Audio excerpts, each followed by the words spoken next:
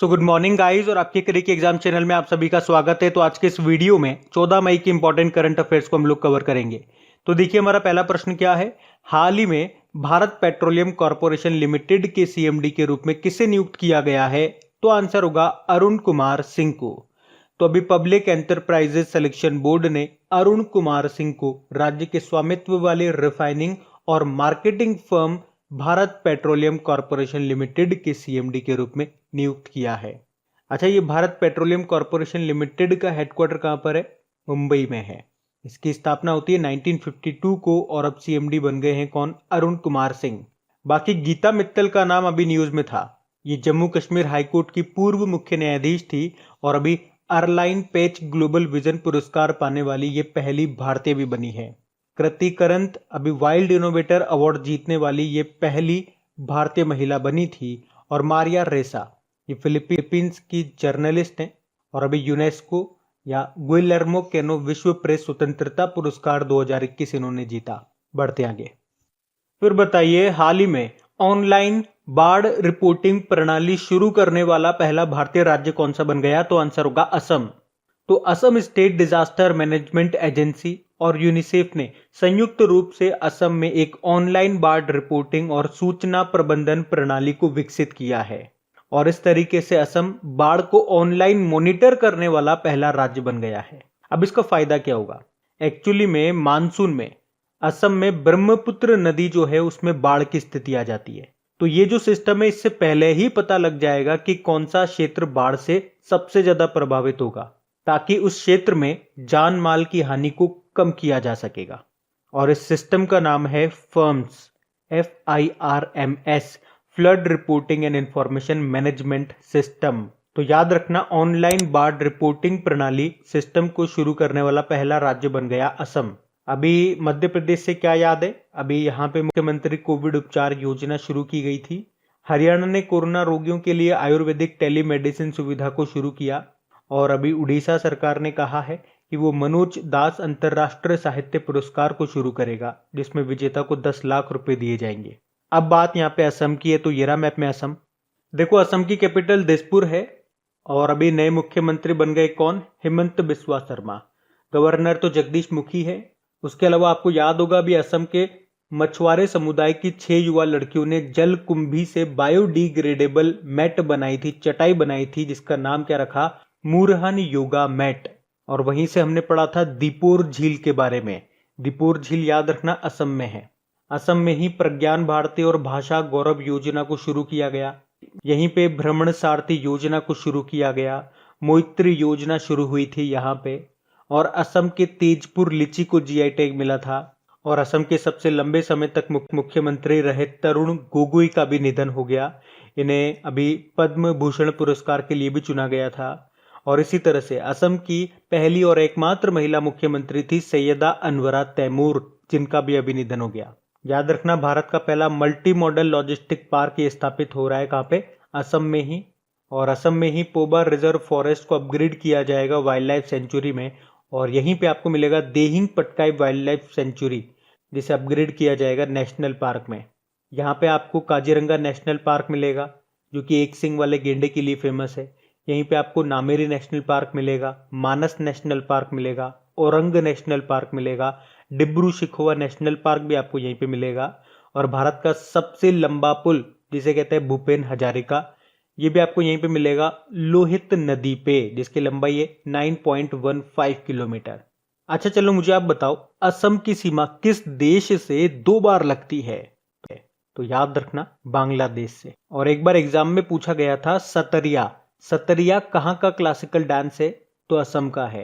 असम का एक बहुत फेमस डांस कई बार एग्जाम में पूछा जाता है, बिहू नृत्य, ये भी आप याद रखना। और बगरुम्बा नृत्य, ये भी असम का है। बढ़ते आगे। फिर अगला प्रश्न है, हाल ही में कहां पर देश की पहली म्यूकर माइकोसिस यूनिट लगाने की घोषणा की गई है? तो आंसर होगा मध्य प्रदेश में। म्यूकर माइकोसिस, इसे ब्लैक फंगस भी कहते हैं। ये एक फंगल इन्फेक्शन है और ये किस अंग को प्रभावित करता है, किस ऑर्गन को? तो ये आंखों को प्रभावित करता है। आंखें तक चली जाती है इससे। और अभी ये न्यूज में भी था, क्योंकि कोविड-19 से जो मरीज ठीक हो रहे थे उनमें ये बीमारी सामने आ रही थी।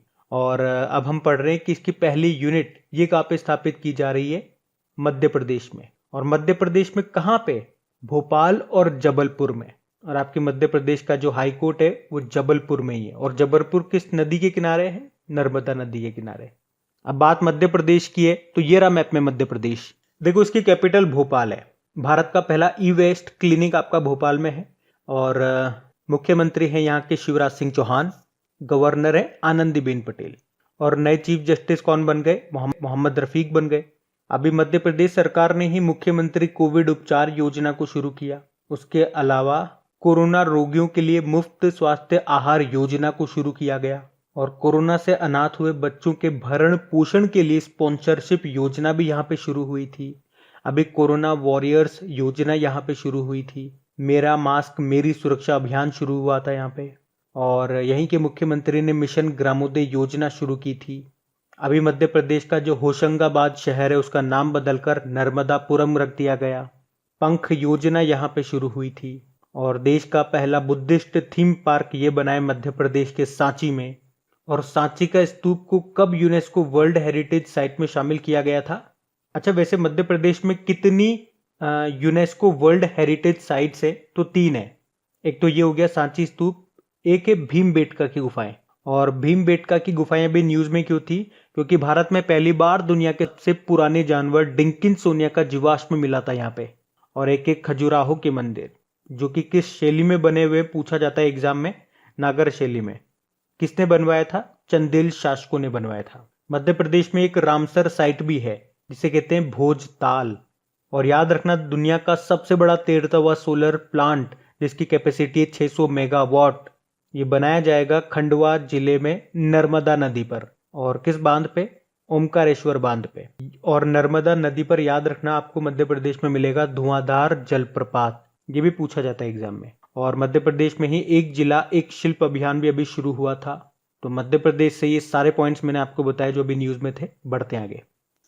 फिर बताइए हाल ही में किसे भारतीय महिला क्रिकेट टीम का कोच बनाया गया? तो आंसर होगा रमेश पंवार को। तो अभी बीसीसीआई ने रमेश पंवार को भारतीय महिला क्रिकेट टीम का फिर से कोच बना दिया है। और ये डब्ल्यू.वी. रमन की जगह लेंगे। एक्चुअली में 2018 में भी ये रमेश पंवार भारतीय महिला क्रिकेट टीम के कोच थे। बाकी आर.एम. सुंदरम भारतीय चावल अनुसंधान संस्थान Indian institute of rice research के डायरेक्टर बने।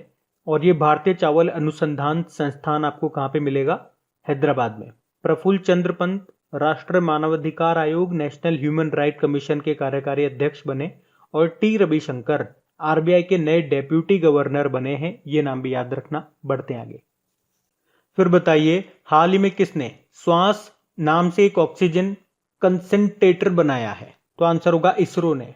एक्चुअली में अभी इसरो ने 3 तो वेंटिलेटर और एक ऑक्सीजन कॉन्सेंट्रेटर बनाया है। और इस ऑक्सीजन कॉन्सेंट्रेटर का नाम रखा है श्वास। इसकी खास बात यह है कि इसे एक बार में 2 लोग इस्तेमाल कर सकते हैं। और जो इसने 3 वेंटिलेटर बनाए हैं उनके नाम क्या रखे हैं? प्राण, स्वस्थ और वायु। ये जो प्राण है एक बैग के रूप में है, बैग जिसे आप पीछे टांग सकते हैं, जिसमें से ऑटोमेटिक ऑक्सीजन मिलती है। और जो स्वस्थ है ये बिना बिजली के काम करता है। और जो वायु नाम का वेंटिलेटर है ये कम लागत वाला वेंटिलेटर है जो व्यावसायिक रूप से उपलब्ध है। अब इनको बनाया किसने? इसरो ने। इसरो मतलब इंडियन स्पेस रिसर्च ऑर्गेनाइजेशन, जिसकी स्थापना कब होती है? 1969 में। और इसके चेयरपर्सन कौन है? के शिवन है, जिनको रॉकेट मैन ऑफ इंडिया के नाम से भी जाना जाता है। और इसरो का मोटो क्या होता है? Space technology is in service of human kind. अच्छा, इसरो से भी आपको याद होगा, इसरो जाक्सा, जापान की जो स्पेस एजेंसी है जाक्सा, उसके साथ मिलकर 2024 में एक चंद्र मिशन को लॉन्च करेगा जिसका नाम है लूपेक्स, LUPEX, जिसका मतलब होता है लूनार पोलर एक्सप्लोरेशन मिशन। अभी वैसे इसरो ने एक साउंडिंग रॉकेट को भी लॉन्च किया था जिसका नाम था RH-560। उसके अलावा इसरो ने फ्री स्पेस क्वांटम कम्युनिकेशन का भी अभी सफल परीक्षण किया था। अच्छा चलो आप मुझे बताओ, अभी इसरो ने PSLV C-51 रॉकेट से किस देश के अमेजोनिया 1 सैटेलाइट को लॉन्च किया था? ब्राजील के। तो इतना आप याद रखना। बढ़ते आगे। फिर बताइए अभी हाल ही में बुद्धा इन गंधारा नाम की पुस्तक को किसने लिखा? तो आंसर होगा सुनीता द्विवेदी ने। तो अभी लेखक सुनीता द्विवेदी ने ये बुक लिखी है जिसका नाम है बुद्धा इन गंधारा। बाकी आपको याद होगा Shakoor Rather life in the clock tower valley नाम की बुक को लिखा इन्होंने। कल्की कोचलिन बॉलीवुड एक्ट्रेस हैं, इन्होंने एलिफेंट इन द वॉम्ब नाम की बुक को लिखा था, अपनी पहली बुक है इनकी ये। और इंद्राणी मजूमदार, ये नाम भी न्यूज में था क्योंकि इन्होंने सत्यजीत रे की एक बुक है अनादर डजन स्टोरीज, तो उसको बंगाली से इंग्लिश में ट्रांसलेट किया इन्होंने, इंद्राणी मजूमदार ने। बढ़ते आगे।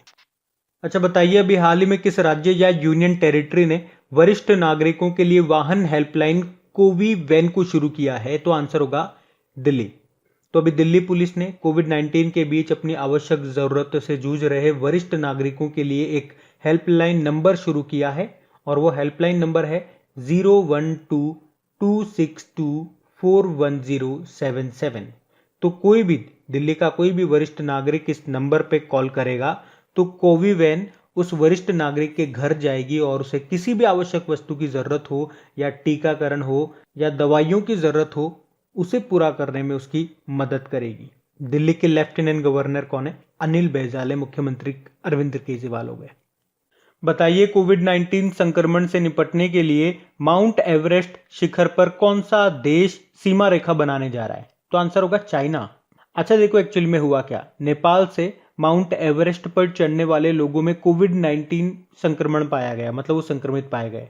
तो फिर चाइना ने क्या कहा कि हमारे लोग भी आपके लोगों से संक्रमित न हो जाए, क्योंकि हमारे लोग भी माउंट एवरेस्ट पर चढ़ रहे हैं, आपके भी चढ़ रहे हैं, आपके में संक्रमण पाया गया, तो हमारे लोग आपके लोगों से संक्रमित न हो जाए, इसलिए हम तो माउंट एवरेस्ट पर एक लाइन ऑफ सेपरेशन यानी कि सीमा रेखा बनाएंगे। अब बताओ, जिस चाइना ने ये कोरोना पूरे विश्व में फैलाया, अब वो इतना इतरा रहा है। चलो देखते हैं इसको, कहाँ ये चाइना? ये रहा मैप में चाइना। देखो, चाइना की कैपिटल बीजिंग है। चाइना में आपको एशियन इंफ्रास्ट्रक्चर इन्वेस्टमेंट बैंक का हेडक्वार्टर मिल जाएगा। यहीं पे आपको शंघाई कोऑपरेशन ऑर्गेनाइजेशन का हेडक्वार्टर भी मिलेगा। करेंसी यहाँ की रेनमिनबी है, प्रेसिडेंट है शी जिनपिंग। आपको याद होगा अभी प्राइम ग्लोबल सिटीज इंडेक्स 2021 जो आया था उसमें टॉप पे रहा था चाइना का शेंझेन। और अभी बताओ किस देश के वैज्ञानिकों ने यूरेनियम का सबसे हल्का रूप की खोज की है? तो आंसर होगा चाइना। U-214 की खोज की है जो कि यूरेनियम का सबसे हल्का रूप है। अभी चाइना ने नियो 01 रोबोट को भी लॉन्च किया था, किस उद्देश्य से? अंतरिक्ष में मलबा हटाएंगे भाई साहब। और अभी चाइना ने अपने पहले मंगल रोवर का क्या नाम रखा है? झुरोंग रखा है। इस रोवर को तियानवेन-1 नाम के यान के साथ भेजा गया था। और अभी मिलिट्री डायरेक्ट इंडेक्स के अनुसार चाइना के पास दुनिया की सबसे ताकतवर सेना है। और अंकटाड की रिपोर्ट में बताया गया था कि 2020 में एफडीआई का सबसे बड़ा प्राप्तकर्ता था चाइना। एफडीआई यानी कि फॉरेन डायरेक्ट इन्वेस्टमेंट। और 2023 में 18वें एएफसी यानी कि Asian football confederation Asian cup होंगे चाइना में। आपको याद है विश्व का सबसे बड़ा रेडियो टेलीस्कोप का निर्माण किया था चाइना ने, जिसका नाम है fast 500 metre aperture spherical telescope, इसकी फुल फॉर्म है।